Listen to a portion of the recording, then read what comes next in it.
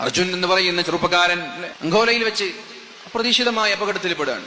നോക്കൂ നിങ്ങൾ, അവരുടെ വിധിയാണ് അവിടെ വെച്ച് വണ്ടി വെച്ച് കിടന്നുറങ്ങുന്നത്. ഇപ്പൊ ചെറുക്കളയിലൊക്കെ ഉള്ള പല ആളുകളും ആ തട്ടുകടയിൽ നിന്ന് ചായ കുടിക്കാറുണ്ടെന്ന് പറഞ്ഞു. ഗോവയിൽ നിന്ന് വരുമ്പോൾ ആ തട്ടുകടയിൽ ഇറങ്ങി ഒരു ചായ ഒക്കെ കുടിച്ചിട്ടാണ് പലരും വരാറുള്ളത്. അന്നത്തെ വിധി അർജുൻ എന്ന് പറയുന്ന ആ ചെറുപ്പക്കാരനായിരുന്നു. കേരളക്കാരെ പോലെ മലയാളികളെ പോലെ ഒരു സ്റ്റേറ്റും ഒരു സംസ്ഥാനവും ആവൂല എന്നതിന്റെ വ്യക്തമായ അടയാളമാണ് ഈ സംഭവങ്ങളൊക്കെ. നോക്കൂ നിങ്ങൾ, കോവിഡ് എന്ന് പറയുന്ന മഹാമാരി, വലിയൊരു വിപത്ത് എന്താണ് എന്ന് പോലും അറിയാതെ ചൈനയിലും മറ്റുള്ള രാജ്യങ്ങളിലൊക്കെ ആളുകൾ ഇങ്ങനെ മരിച്ചു വീഴുന്ന ആ രംഗം കണ്ട് നമ്മുടെ നാട്ടിലേക്കും കോവിഡ് വന്നപ്പോ ഭയന്ന് വിറച്ചു നിൽക്കുന്ന സാഹചര്യത്തിലാണ് ഫ്ലൈറ്റ് ദുരന്തം ഉണ്ടാവുന്നത്.